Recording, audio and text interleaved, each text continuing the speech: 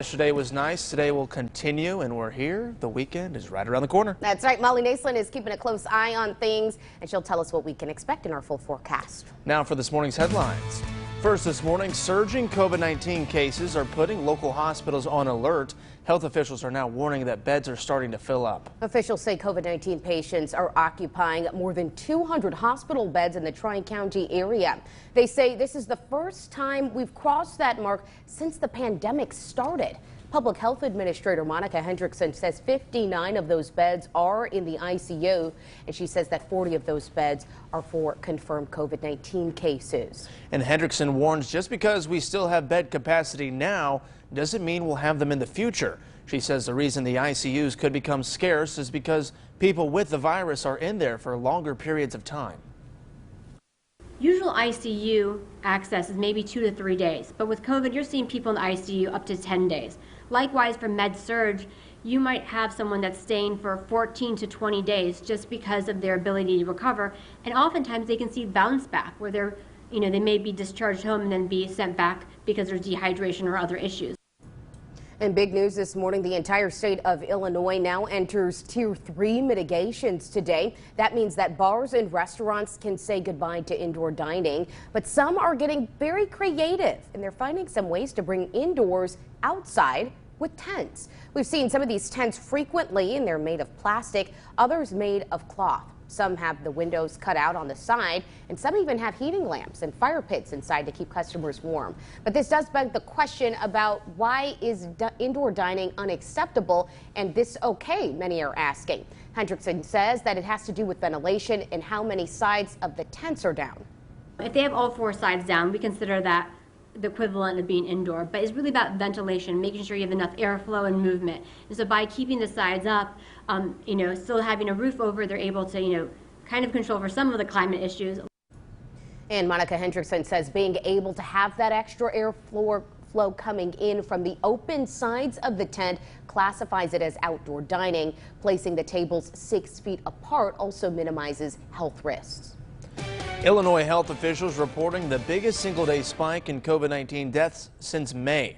Yesterday, the state reporting 168 deaths from the virus, also the state's third largest rise in deaths since the beginning of the pandemic. More than 11,000 new cases also reported in the last 24 hours. The positivity rate decreasing and now sits at 14%. Governor J.B. Pritzker saying in his daily COVID-19 briefing yesterday, for the last few days, most regions have seen a drop in positivity rates. In the most recent 2 or 3 days, we've seen a hint of leveling in new cases and positivity rates in most of our regions. It's too early at this point to determine if this stabilizing of the average is a meaningful trend or an anomaly.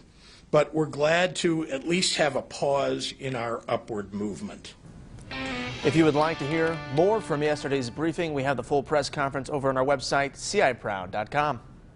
The Paradise Casino in East Peoria closed at 11 last night, and it will not reopen under the state's latest mitigation restrictions. A spokesperson for Boyd Gaming, the owner of Paradise, says it affects all operations, including the casino, restaurants, and the hotel.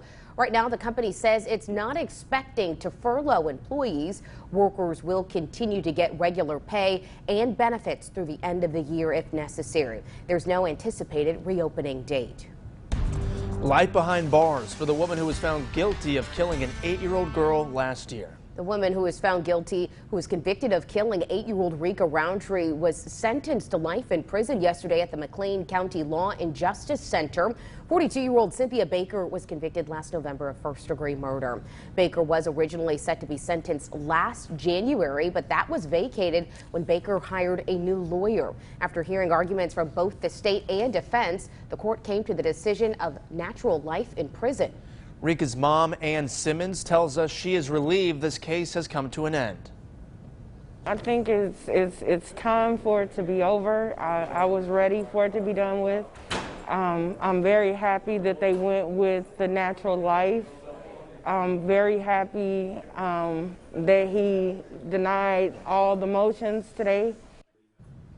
Baker also faces 3 counts of domestic battery, 1 count of endangering the life of a child, and 1 count of aggravated battery.